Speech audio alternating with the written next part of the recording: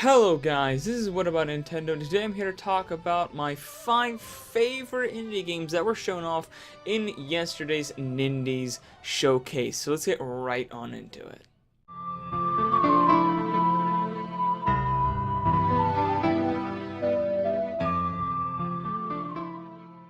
So yesterday, Nintendo, of course, had a Nindies Direct, a Nindies Showcase, and to be honest, it was probably the single best Nindies presentation we've ever seen from Nintendo. Like, it was absolutely amazing. There were so many games. Like, usually when I watch Nindies, I don't even like make a video or do anything. I'm just like, it's just indie games. It's like whatever. Like, I like indie games, but they're not usually something that's big enough to talk about on my channel, like a whole video. But this one, I was like, dang, man, I could have had more than 5. So I was super excited, and I'm like, yes, I should definitely talk about this. So let's not dilly-dally any longer, though. Let's get right on into this list. Number 5, Red Lantern. Now, Red Lantern is a game about snow sledding with dogs up in, I think, like Alaska or something. You're up in some snowy place. You're sledding with some dogs. Of course, who doesn't love puppos? Everyone loves them. So, of course, just right off the bat, you're like, oh, I see some puppos, I gotta love this game. But it's more than that. Actually, the first thing that struck me before I saw the dogs, of course, was the absolutely excellent voice acting in this game. Obviously, I can't show in this video, but if you go watch the trailer for yourself, I think you'll agree with me. The voice acting in this game is actually really good. You really feel the emotion of the character, and she's very, I think the point of it is that she feels like she's a failure and she's trying to make it up by winning a race, or at least finishing. She didn't even say win. She was like straight up just like, if I live through this, I'll have accomplished something. And I thought that was really good. You could really feel the emotion in her voice, I think. Also, the graphics are absolutely beautiful, especially when like the sun's hitting the snow and it's like bouncing off, and the colors, it's just absolutely amazing. And I just thought the story was interesting, and it really helped out that that character, or the voice actor, was just so good. Number 4, Creature in the Well. Now, I'm not usually too big on like top-down dungeon crawler, like roguelike games. Not all the time. I like Zelda and stuff where there's like story and your adventure and stuff. But this one struck me as something that was very, very unique, just because it's freaking action adventure pinball with swords, which is just like, what? Who thought of this concept? That's why I love indie games so much, man, because you just look at them, you're just like, who? These people, so much creativity and just love poured into this, and you can really tell they just get so much more creative than most companies.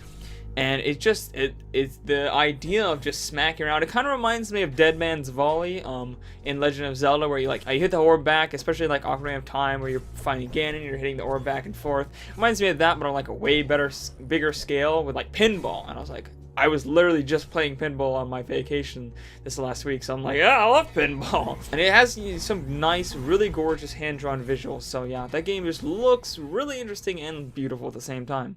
Number 3 is Pine. I love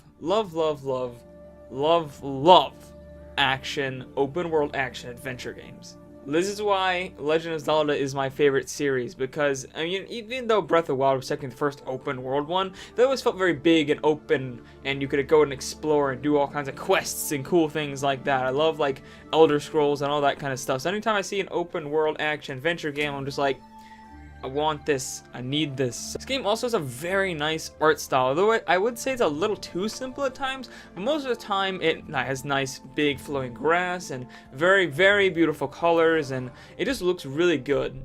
But besides, the fact that it's an open world game, the thing that struck me the most, I think, is just it felt like it had a very similar feeling to Breath of the Wild, and the way that it seemed to have some very good verticality to it. That's kind of a complaint I have with a lot of open world games, is it's just flat land, and it's just you walk around in big flat open plains.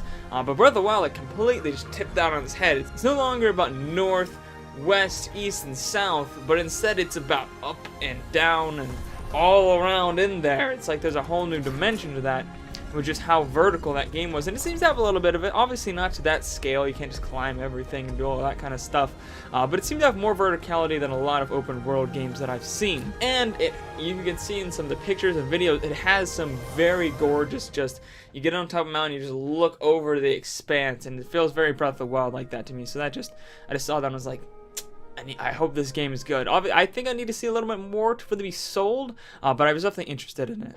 Number 2, My Friend Pedro. First off, I like this game because I actually have a best friend named Pedro, or I think he prefers to be called Pedro. I've known him for what, 13 years at least, 14 years, a long time. The majority of my lifetime I've known this guy. We're best friends. We stream all the time, so you've probably seen him before, but I just saw that, I was like, oh, I have a friend named Pedro, that's pretty cool. But other than that, the game itself actually looks super freaking cool. They describe it as a violent ballet. I think that is the perfect way to describe this game. You're just flipping around, jumping around, just shooting people, ricocheting bullets off everything. I love the freedom of the way you move around the levels and the way you get kills in the levels.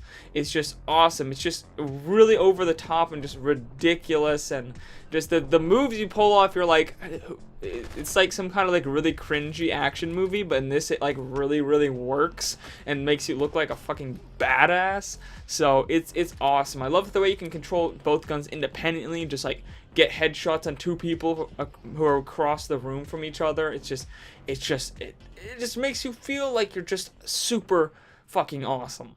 And number 1, and now this might not be a surprise to most people, but it's Cadence of Hyrule.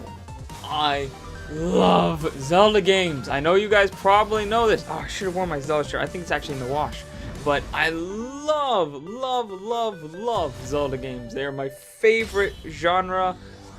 They're my favorite IP.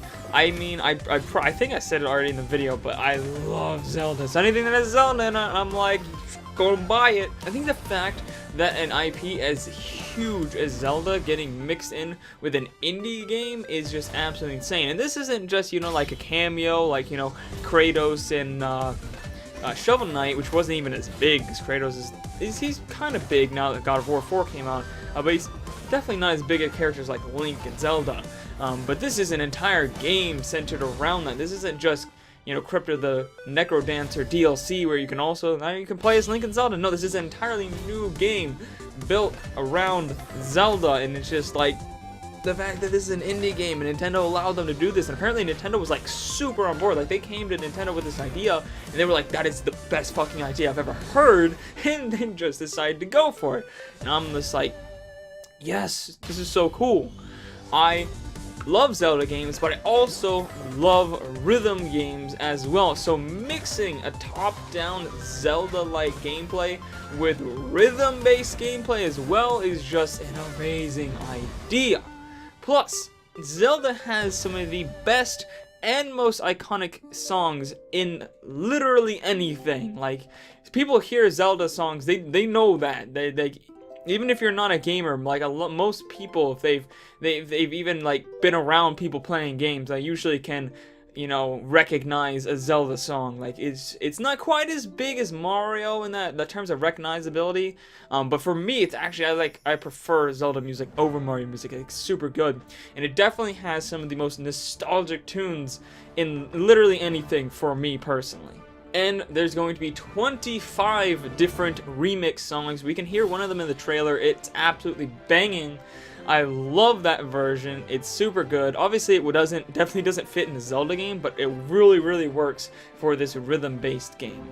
Plus, not only do you get to play as Link, but you get to play as Zelda. You never get to play as Zelda in like anything except Hyrule Warriors, which is like, okay. Not a huge fan of that game though. Like this is like, you get to play as Zelda in a game that actually feels like a top-down Zelda game.